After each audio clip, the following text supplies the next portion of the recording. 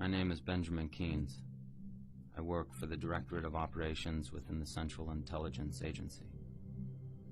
3 days after 9/11, reconnaissance satellites picked up a radioactive heat signature in a remote tribal region of Afghanistan.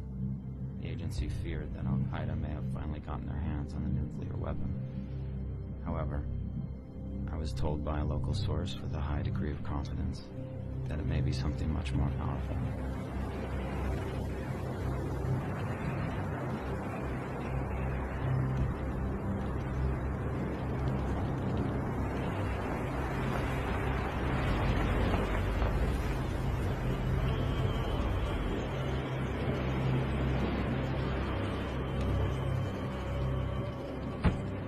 It's been over 10 years since I left this place.